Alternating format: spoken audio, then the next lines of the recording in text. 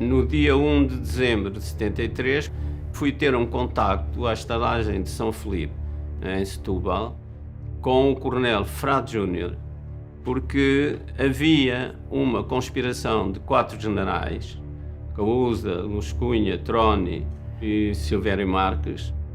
A intenção desses generais era, de facto, tomar conta do poder e que, portanto, pretendiam contatar com um movimento que estava em curso, que era o movimento dos capitães. Eu disse ao coronel Frade, vá ter com os capitães e diga-lhe que os generais estão à disposição de assumir as suas responsabilidades a nível nacional. E eu digo, pá, isto é um perigo do caraças. O pior que pode acontecer é a malta entrar num golpe, convencido que está a entrar no golpe certo e está a entrar no golpe errado. Eu digo, pá, eu vou ter que denunciar isto, vocês deixam-me isto e eu vou tratar do assunto. Primeira ação que eu fiz, havia um capitão, Machado de Oliveira, colocado ali na Cova da Moura, no Estado-Maior-General das Forças Armadas, e eu telefono-lhe e digo, epá, é para ontem. Eu preciso de falar urgentemente com o chefe de Estado-Maior, com o General Costa Gomes. O tipo arranjou-me e não fui para o dia seguinte, fui para o outro dia logo. E eu vou à Cova da Moura, apresento-me ao general, não nos conhecíamos, lado nenhum. Eu digo ao meu general, neste momento está em marcha um golpe de Estado, liderado por 4 generais, e disse os 4, Cousa da Arriaga, Luz Cunha, Silvino Silvério Marques e Troni. Primeiros objetivos, eliminar o meu general e o general Spínola. Eles não referiram eliminação física, mas usaram o termo eliminar. E é um golpe de Estado. Sim, senhor, muito obrigado, gostei muito de o conhecer, muito obrigado. Epá, mas não, mas é preciso fazer coisas. Sim, senhor, muito obrigado. Eu saio dali, pá, desvairado, confesso. Bem, o que é facto é que a seguir telefonei ao Fabião, ao Carlos Fabião.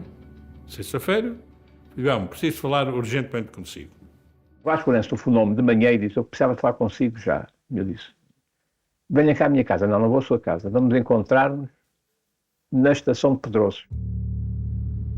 E eu fui para a estação de Pedroso, onde já estava o Vasco. O Vasco entrou para dentro do meu carro e viemos para ali fora e o Vasco contou-me isto e disse, eu preciso falar já com o general. Passa-se isto. E eu preciso falar urgentemente com o general Spínola. Simplesmente, como você sabe, as minhas relações com o general Spínola estão cortadas.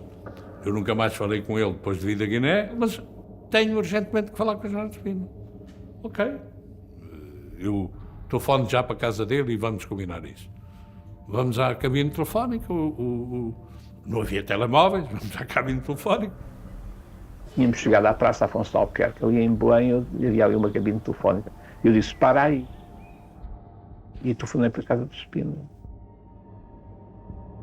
A senhora do Spínola, que falou comigo, a senhora Maria Helena, me disse, ele está a tomar banho, o que é que vocês querem? Eu disse, eu precisava de falar já com ele. O Sr. General está-se a preparar para ir para a Cova da Moura, onde ele tinha o gabinete, diz que o espera lá à entrada, que ele fala consigo quando chegar. Ele daqui a uma meia hora, mais ou menos, está lá a chegar. E, portanto, nós chegámos lá, chegou ao Spínola, eu fui dizer com o Spínola, que eu olha, o Vasco Lourenço e tal, porque olha, o Vasco Lourenço veio aqui comunicar-me, está a passar-se isto assim, assim, assim, assim. A conversa dá-se na rua, ali no largozinho, o Fabião ia assim à minha frente, o Spínola, olá, está bom, não sei o quê, e nisto olha para mim, você? E eu, meu jornal, vamos esquecer o passado porque agora temos um assunto mais importante a tratar. E o Fabião, meu jornal, ouça aqui o capitão Vasco Lourenço porque ele tem um assunto importante a contar. Então diga lá. E eu digo, a situação é essa. Está em marcha um golpe de Estado liderado pelo general Cousa da Arriaga, pelo general Luz Cunha, pelo general Silvino Silvério Marques e pelo general Troni. O general Spínola, quando convidado pelo general Cousa da Arriaga aqui há uns dias para entrar no golpe, reagiu dizendo, eu se quiser fazer um golpe, faço sozinho, porque só à minha conta tenho a calçada da ajuda toda. E diz o Spínola, ele disse isso, tem piada. Isso é verdade, passou-se mesmo. Ele de facto disse isso. Como vê, nós não estamos a inventar, portanto é preciso agir. E diz o Spínola: sim senhor, olha, esteja descansado, eu estou com você. Bom, como vocês sabem, eu acabei de ser nomeado vice-chefe de Estado-Maior-General das Forças Armadas. Eu vou tomar posse daqui a um mês. Vocês estejam atentos ao meu discurso que eu vou tomar uma posição. E diz Vasconcelos: ó meu general, então isto está para arrebentar de um momento para o outro, o senhor está a dizer para me chamar a atenção para o seu discurso do dia aqui. Estejam atentos ao meu discurso. Prazer em vê-los, vira-nos as costas e vai-se embora. O Lourenço vira-se a mim assim: pronto, isto está tudo, vai tudo para o diabo. Isto são pessoas que vão fazer o golpe e a gente não sabe, os gajos da província vão todos aderir e não sei mais quem, blá. Epá, com generais desses a gente não vai a lado nenhum, pá. O outro ontem recebeu-me, cafezinho, tal, muito prazer, não sei o quê, tal. Este hoje manda-nos esperar pelo discurso daqui a um mês, pá. Epá, não vamos a lado nenhum com esse tipo, o que é que a gente faz, pá? E o Fabião olha para mim e diz assim: epá, Vasco Lourenço, se você quiser, eu segunda-feira, isto é sábado, segunda-feira, como vocês sabem, eu estou ali em Pedroço, sou o chefe do curso que está lá, eu posso aproveitar essa condição para denunciar o golpe. Eu vou amanhã denunciar isto publicamente na escola, no instituto. E você diz já à província toda e toda a gente do que é que se está a passar. E o Vasconcelos diz: sim senhor, vamos fazer isso mesmo. E diz o Fabião: ironia do destino. Toda a gente vai dizer que eu vou fazer o que vou fazer a pedido do velho, que era como eles chamavam ao Spínola. Nós dizíamos o caco, mas os homens do Spínola diziam o velho. Toda a gente vai dizer que eu vou fazer isto a pedido do velho. E o velho nunca mais na vida me vai perdoar eu fazer isso sem combinar com ele. Pá. É a ironia do destino. No final de 1973, quando me encontrava a frequentar um curso de acesso social superior no Instituto de Estudos Militares. O curso decorria normalissimamente, estava tudo muito bem, até que num belo dia, Fabião faz um discurso, faz uma intervenção, afirmando perante o nosso espanto total que o general Caúrza da Arriaga se preparava para fazer um golpe de Estado e que, entre outras consequências, desse golpe de Estado iria resultar a anulação, não seria fisicamente, mas politicamente ou militarmente, a anulação do general Spínola e do general Costa Gomes. Quando o Fabião, em Pedroços, interrompeu uma aula e disse que iria proximamente haver um golpe de Estado capitaneado por o Caúza e que tinha sido informado para o efeito pelo Vasco Lourenço, soube por um dos majores paraquedistas que estava a frequentar o mesmo curso, que já não me recordo bem, ou foi o Ruivinho, ou foi o Proença de Almeida, ou foi o próprio Calheiros, não sei. E ao mesmo tempo soube através da BBC, porque alguém disse: epá, na BBC está a dizer que vai haver um golpe de Estado patrocinado pelo Caúza e com o apoio dos paraquedistas e de um regimento de artilharia. Que eu ainda hoje não sei qual era o regimento de artilharia. Estou a imaginar o Fabião na segunda-feira seguinte. Eram 8 da manhã quando começavam as aulas, era a primeira aula. O Fabião num auditório superlotado com mais de 200 majores. Uma bomba no meio da sala não teria produzido mais efeito. Esta bomba, provocada pela atitude tomada por Carlos Fabião, em Pedroços, era também novidade para o resto da direção do movimento. Reúnem-se com urgência. No próprio dia, em casa de Vítor Alves, estão também Hugo dos Santos e Pinto Soares. Vítor Alves deixa clara a sua insatisfação. Fica à margem disso e afino. E digo, para jogadas dessas eu não estou. Nestas coisas, quando a gente se mete bem numa coisa deste calibre, tem que haver um máximo de transparência entre pelo menos entre os responsáveis. O Vítor Alves reagiu e eu tive que me ver depois, na primeira reunião que a direção fez, a explicar porque é que eu fiz isto. Depois houve algumas sequências de reuniões à volta disto, estou-me a lembrar numa ou duas em minha casa, complicadas, porque o pessoal, e eu lembro-me que principalmente o Sousa Castro, atacava os paraquedistas de estarem por trás dessa tentativa de golpe. Os paraquedistas tentaram-se justificar, que não sei quê, que não era bem assim. Bem, de facto a cousada foi abortada. Eu desconheço aquilo que se passou entre o Frade Júnior e o Sousa Castro e o Freire Nogueira. O comandante Coronel Fausto Marques tinha recebido o Frade Júnior no quartel, no RCP. Não sei o que é que se passou, mas aquilo que ele nos transmitiu foi o seguinte: o Coronel Frade Júnior veio apalpar o terreno em prol do Causa. Palavras textuais. Mas eu disse-lhe que os paraquedistas tinham uma posição prudente e institucional, porque não era só ele que poderia assumir um compromisso. E foi isso que aconteceu, de tal maneira que nós nem ligámos muito a essa conversa e limitámos a aguardar.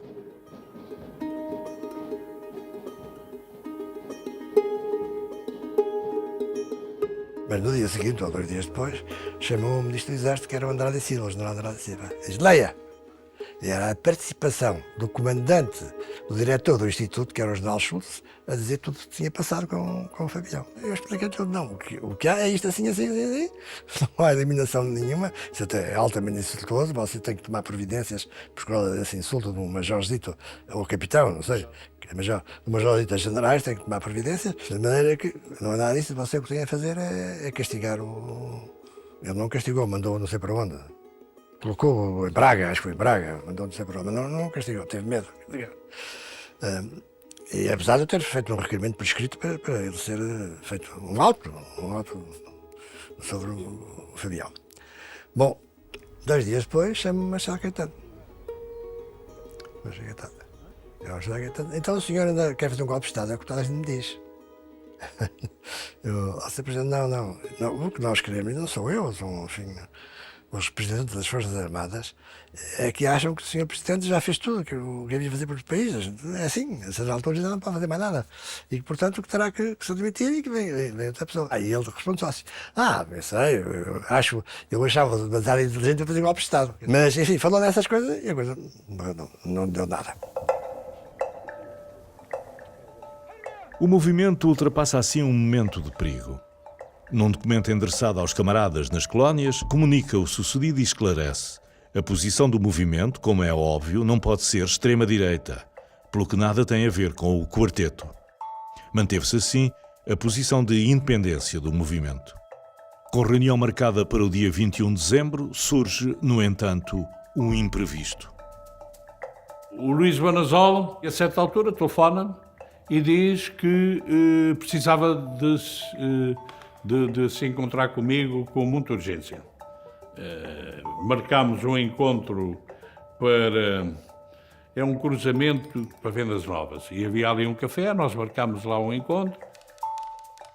Há uma outra reunião, mas agora muito restrita, entre o Vasco Lourenço, Diniz de Almeida, Carlos Clemente, Banazol e eu, que nos encontramos em Porto Alto, para, mais uma vez, o Banazol a tentar ver se conseguia aproveitar a força do seu batalhão para se poder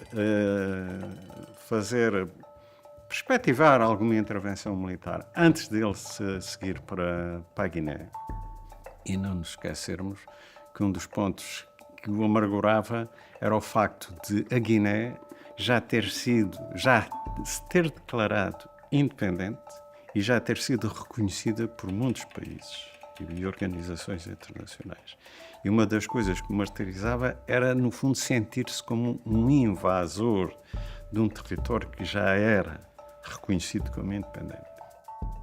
Fomos lá encontrar com o senhor Esse senhor era um homem que estava mobilizado, tanto com o Banazol, estava mobilizado para a Guiné, é o batalhão dele, e vinha-nos oferecer o batalhão. E então o que é que ele nos diz? Contrariamente ao que era normal, em que quando o batalhão seguia para a guerra, ia o segundo comandante com uma pequenina secção de quartéis para preparar a recepção, tinham-no mandado a ele, tinham-lhe dado ordem a ele para embarcar em vez de embarcar o segundo comandante, o que não era normal. E ele dizia, e bem, que tinham feito isso porque tinham sabido das atitudes que ele estava a tomar, que tinha tomado nas várias reuniões que nós fizemos. E então o que é que ele nos propõe? Precisamos de atuar antes de eu sair, porque enquanto eu estiver aqui com o batalhão, nós podemos usar o batalhão.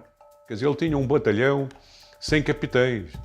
E parece que o Vasco entrou numa conversa, ele tem uma vaga ideia sobre isso, em que o Vasco foi ao pormenor de perguntar, até lhe dizer, se não tens capitães, não tens batalhão, não é? A certa altura diz, eu só preciso que você me arranje 3 capitães para comandar as minhas companhias.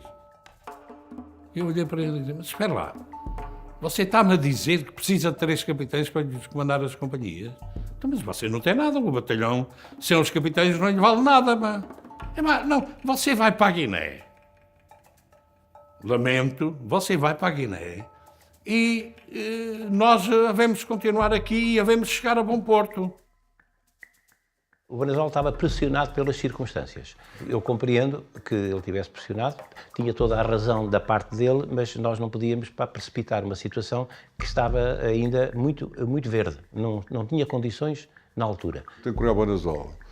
Há outro pormenor curioso, é que partiram do princípio em que o batalhão podia até nem embarcar para a Guiné. Porque havia a perspectiva de uma ida ao aeroporto para poder, de alguma maneira, bloquear a saída do Banazol. A informação deve ter chegado às autoridades, provavelmente deturpada. Devem ser convencidos que eu e o Nunes Almeida íamos fazer um golpe de Estado na noite de 21 para 22 de dezembro. E então, no dia 21, eu sou chamado ao quartel-general, é o vice-chefe de Estado-Maior da região militar que me aparece, e diz-me, olha, há ordem para você esta noite ir dormir a uma unidade. Fomos denunciados e fomos, entre aspas, presos. A ordem era de facto de prisão. Eu fui mandado apresentar no batalhão de caçadores 5. O Vasco Lourenço foi mandado apresentar noutra unidade e aí estivemos, entre parênteses, presos. O que é facto é que no dia seguinte, no dia, portanto, 22 de dezembro, saio de Cavalaria 7, onde passei a noite, e levam-me ali ao Terreiro do Paço, ao Ministério do Exército, ao gabinete do Subsecretário de Estado do Exército, o Coronel Viana de Lemos.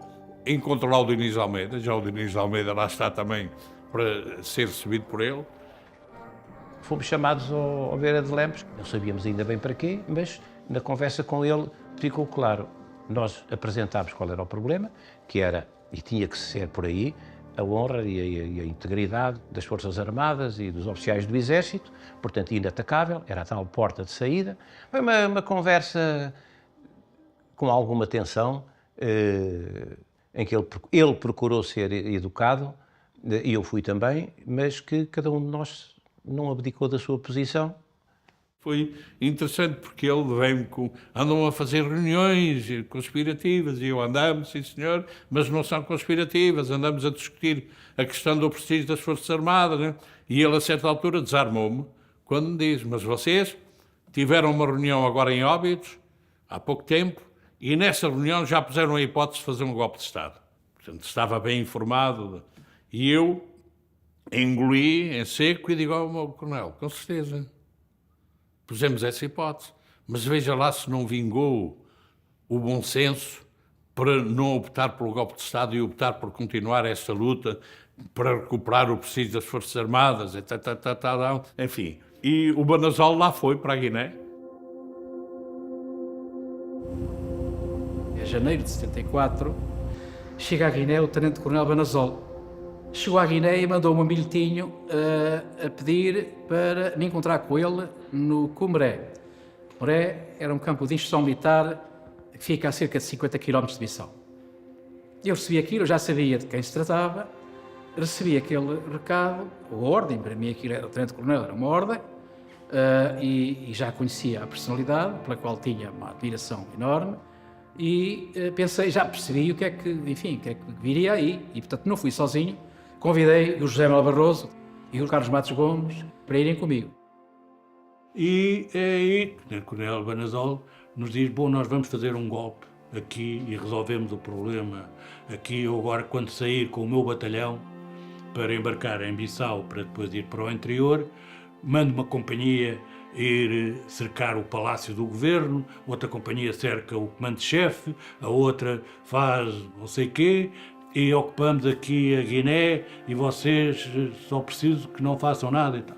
Bom, nós ouvimos isto e realmente pensámos que a revolução estava aí no ar, não é? E ficámos entusiasmadíssimos com esta proposta. Mas, ao mesmo tempo, tínhamos que ouvir o movimento. E regressámos a Bissau, dissemos-lhe, olha, dentro de 48 horas, nós voltamos com uma resposta, vamos ouvir os camaradas do movimento, ver o que é que eles dizem, e depois cá estaremos. Assim fizemos, ouvimos os camaradas do movimento e chegámos à conclusão de que era um ato, quase de loucura. Entendemos sempre que não devíamos ser nós a tomar a iniciativa, na medida em que nós conhecíamos o pensamento do Marcelo Caetano. Nunca entendeu a Guiné como uma parte da solução política colonial, mas entendeu sempre como um problema. Porque para o regime aquilo que era importante era Angola e Moçambique. A Guiné era sempre um obstáculo, era sempre um furúnculo do qual ninguém sabia como livrar. Se fôssemos nós a encontrar essa solução, o Marcelo Caetano diria, bom, aqueles traidores arranjaram aquele problema, aqueles traidores que o resolvem. Portanto, nós tínhamos essa consciência, tínhamos essa sensibilidade política, mas tínhamos essa carta na manga se fosse necessário.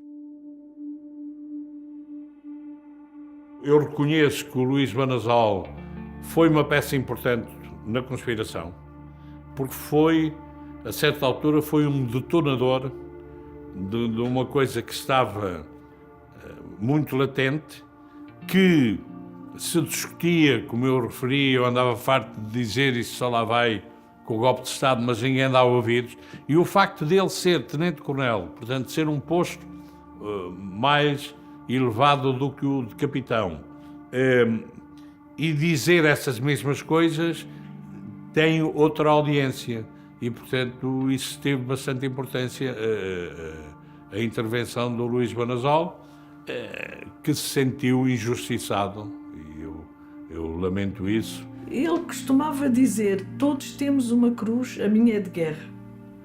Eu acho que está ali um concentrado de verdade, muito, muito. Esta frase tem-me marcado a minha vida em relação ao meu pai. E é verdade, todos temos uma cruz, temos mesmo, a dele foi de guerra.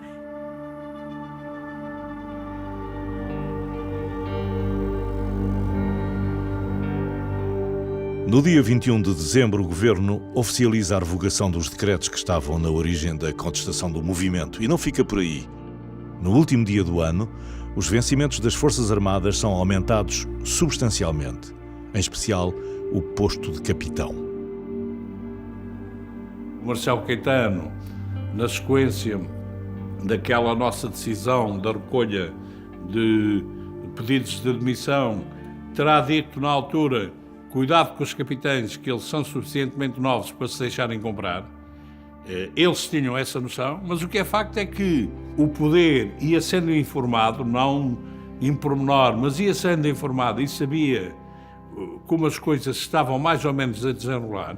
Eles sentiram que ou nos compravam, ou nos tentavam comprar, ou isto não parava.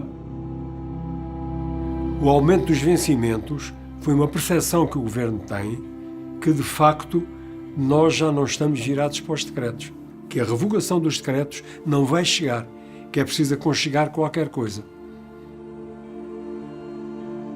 Isto era o Marcelo Caetano a ver para se, com essa medida, calavam os capitães. Pronto, os capitães ficavam sossegados, já tinham, os decretos já tinham sido revogados, agora para os aumentos, o aumento dos vencimentos era mais uma benesse enorme e tal. E nós sentimos que isso podia mexer com a mobilização de muita gente. E lançámos uma palavra de ordem interna, é evidente, que foi: não nos compram com aumentos de vencimentos. A nossa dignidade não está à venda com aumentos de vencimentos. Não é assim que nos compram. Que, aliás, como também já referi, era uma das medidas que o Caúza defendia naquele golpe falhado, que nós fizemos abortar, para recuperar o prestígio das Forças Armadas, era dar mais aumentos de vencimentos. Mas nós não fomos nessa e aguentámos a situação para continuarmos com o movimento. Quando decidiram aumentar os vencimentos, é óbvio que muita gente ficou muito feliz porque tinha mais dinheiro no bolso.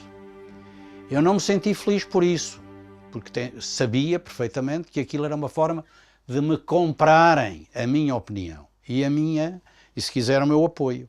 E, portanto, isso não me interessou nada, porque o problema de fundo continuava.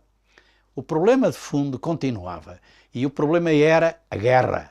Nós tínhamos que resolver o problema da guerra. Junho de 1969. O general Caúza da Arriaga substitui Costa Gomes no cargo de comandante das Forças Terrestres de Moçambique. Caúza rompe com a forma como os generais Costa Gomes e Augusto dos Santos conduzem a guerra. Inspirado pela tática usada pelo exército norte-americano no Vietnã, junta exército, força aérea e armada e planeia a Operação Nó Górdio, a maior operação militar levada a cabo nas colónias africanas de Portugal. Objetivo: derrotar de uma vez por todas a Frelimo.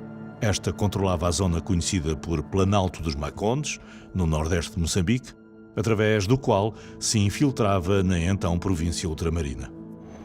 Mas Caúza da Arriaga parecia ter-se esquecido da natureza não convencional da guerra que estava a travar.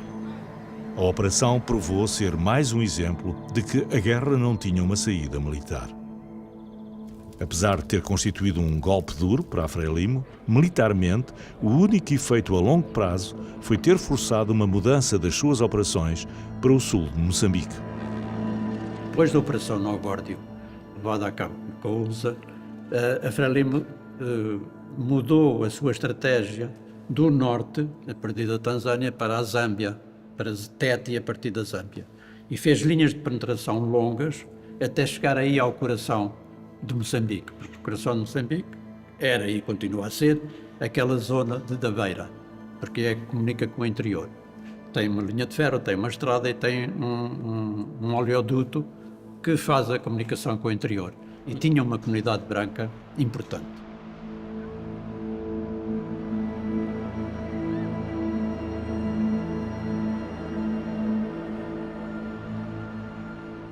Ora, se a guerra chega a esta zona importante, é porque a guerra está a progredir a favor da Frelimo e em desfavor das Forças Armadas. E a população branca desta zona percebe isso. Pela primeira vez é confrontada com a guerra e com a existência da guerra naquele território. E, portanto, naturalmente vai reagir contra isso. E ao reagir contra essa situação, está a reagir contra os militares. Se passou na Beira, que é aviltante, que é muito chato, que é a agressão dos nossos camaradas que estão no quartel da Beira. Um dos capitães é apedrejado, a população não concebe bem como é que existe ali uma messe de oficiais na Beira.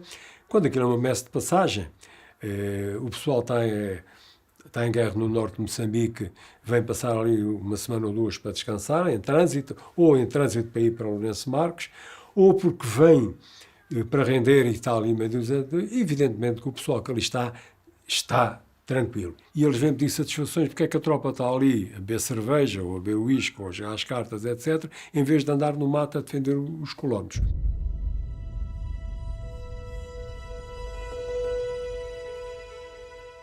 E foi por isso que o movimento dos capitães se deslocou de Nampula, vários elementos se deslocaram de Nampula para a Beira, para perceber o que estava a acontecer, para redigirem os telegramas e enviarem esses telegramas a Lisboa dizendo que ou isto se resolve ou temos aqui um outro problema.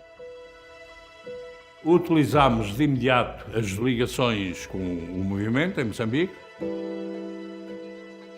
Eles mandaram-nos, portanto, uns telegramas, inclusivamente a pedir o apoio e a difundir a posição que eles tinham lá tomado. Os acontecimentos da Beira foram relatados pela coordenadora, que distribuiu a informação do que estava a passar. Primeiro em Vila Peris, bem me lembro, depois na Beira, com grandes manifestações, com ataques de população civil aos militares, às messes, apedrejaram as messes, etc, etc, etc.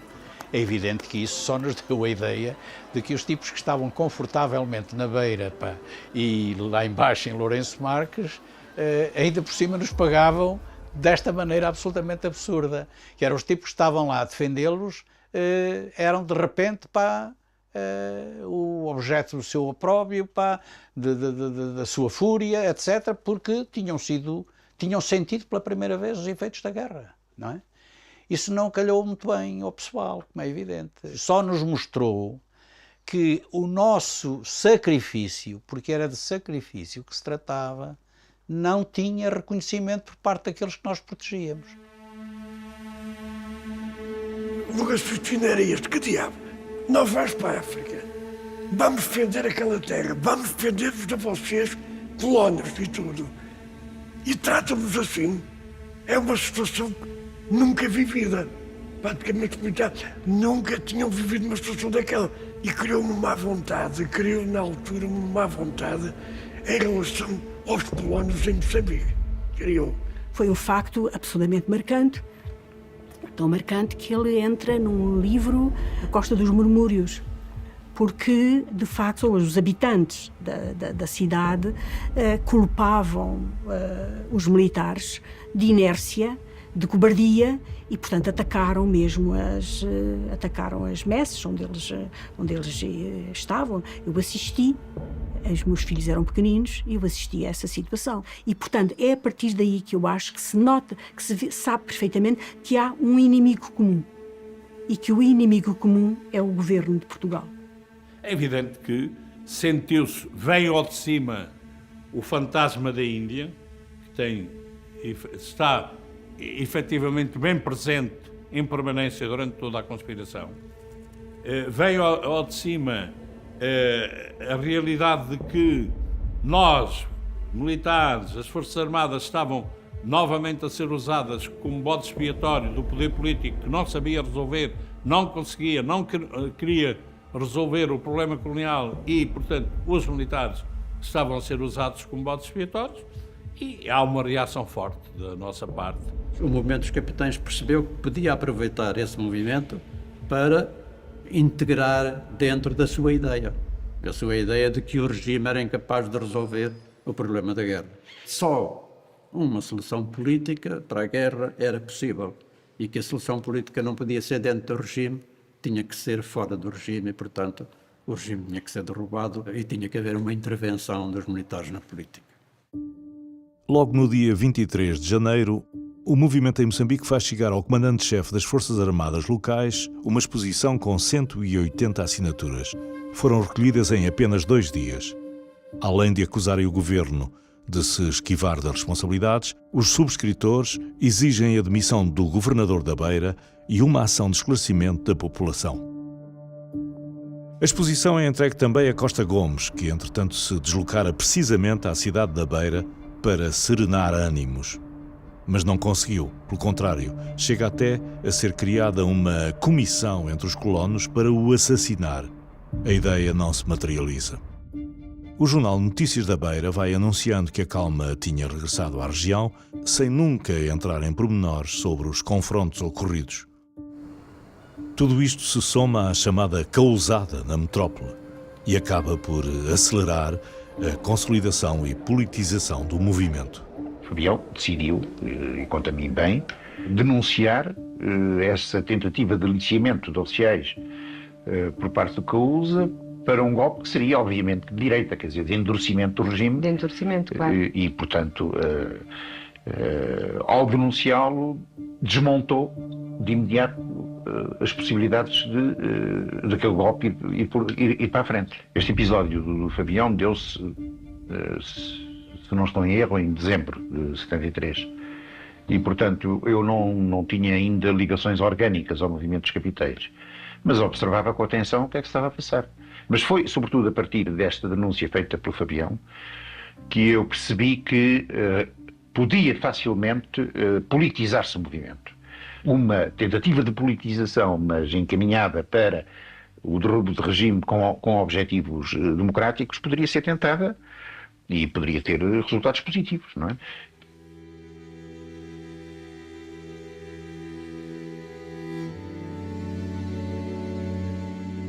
Marcámos uma reunião que se dá, penso que no dia 5 de fevereiro, em casa de um coronel da administração militar, o Marcelino Marques.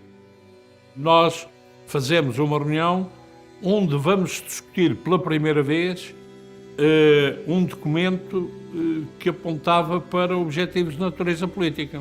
Primeiro, desde logo, é uma reunião onde participam pela primeira vez 4 oficiais, tenentes coronéis, que depois e majores, que vêm ser importantes em todo o processo. O Garcia dos Santos, o Melo Antunes, o Charais e o Costa Brás.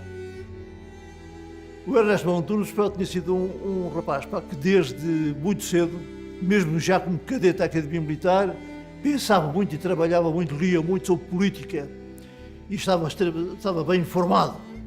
Tinha um espírito extremamente organizado em termos de o que é que se pretendia, o que é que se podia fazer, e é ele que vai dominar, de facto, essa reunião, 5 de fevereiro. Lembro-me perfeitamente e concretamente da primeira reunião que tive, em que, depois de ouvir as diferentes tomadas de posição de diferentes oficiais, eu realmente faço uma intervenção que eu acho que foi importante, no sentido em que fiz perceber às pessoas que eles não chegariam a parte nenhuma se mantivessem em posições de estrita reivindicação profissional, que o que estava em jogo era muito mais vasto que isso, muito mais profundo. Faço então uma análise da situação global no plano político e, portanto, em que ponho em causa, ao fim e ao cabo, os fundamentos do regime em que estávamos a viver e em que de facto, politizo claramente a reunião.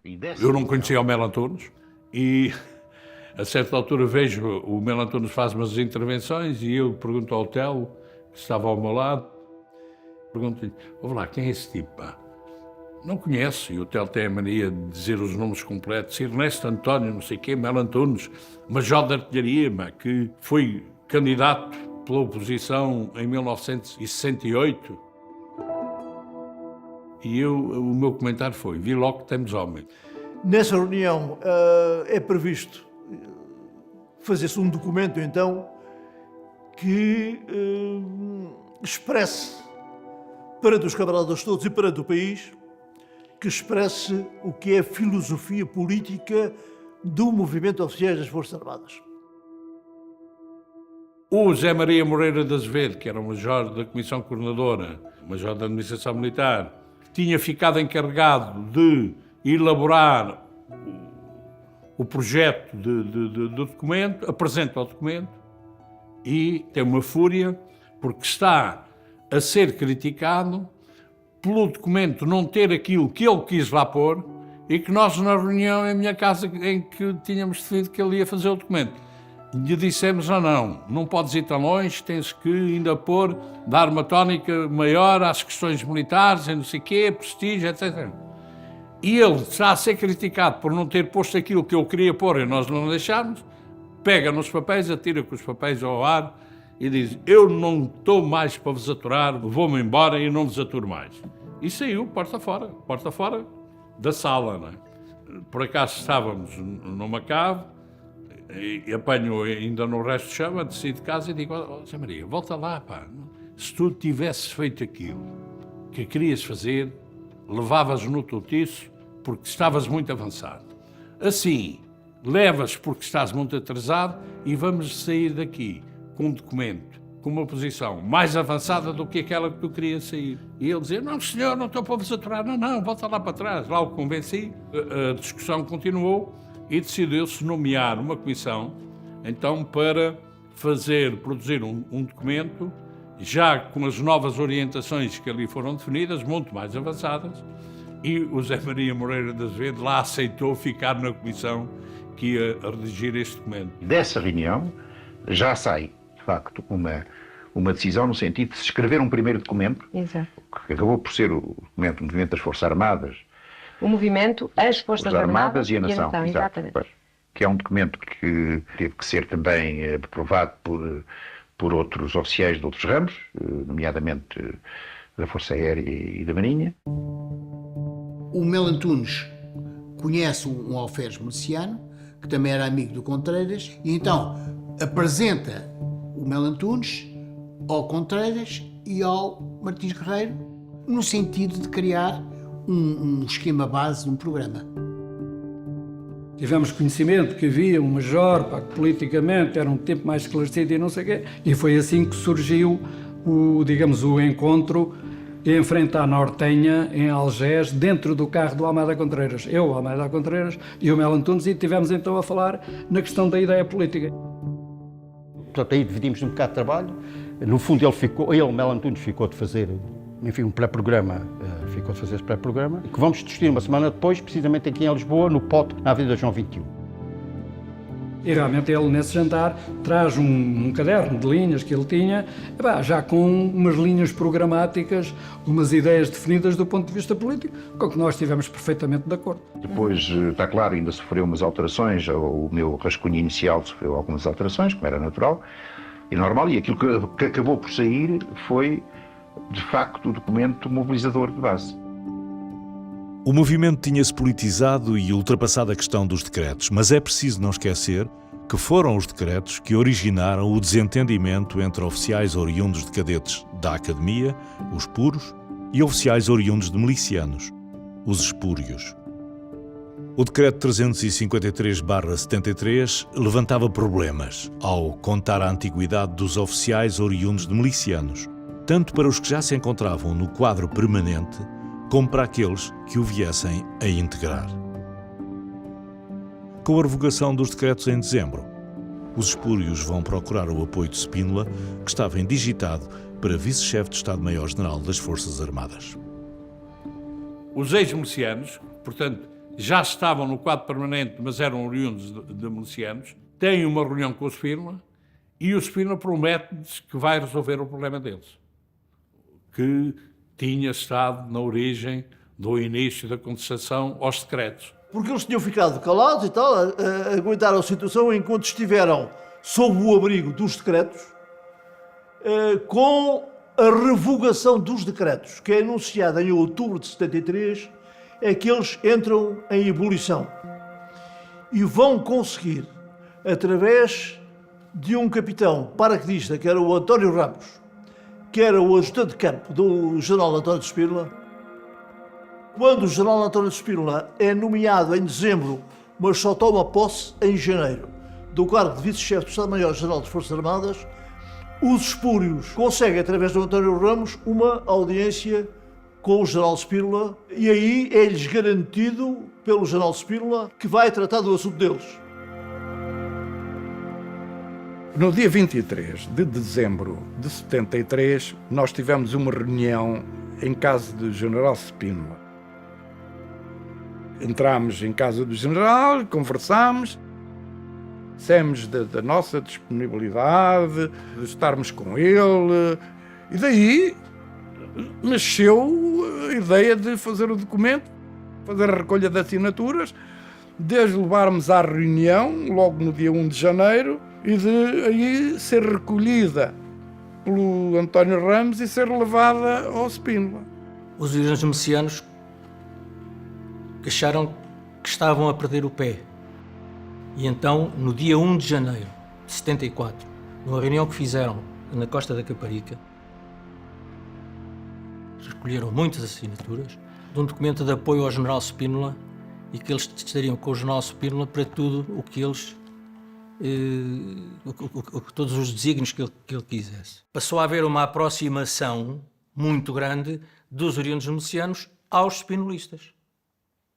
Portanto, este enquadramento, oriundos de cadetes, oriundos de milicianos, spinolistas, é um enquadramento que eu sempre considerei que é muito importante fazer, porque depois aqui nascem, aparecem, germinam algumas sementes.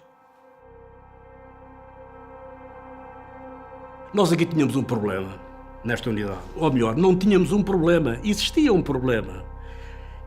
A grande maioria dos oficiais que estavam ligados ao movimento eram oriundos de cadetes. Mas a cúpula do movimento contestatório por parte dos milicianos também estava aqui no regimento. Pessoalmente, eu ignorava esse assunto, porque achava que não tinha discussão entre nós. O que não impedia de que para nós fosse um problema. Porque a evolução das perspectivas era que isto teria que ir para uma ação armada.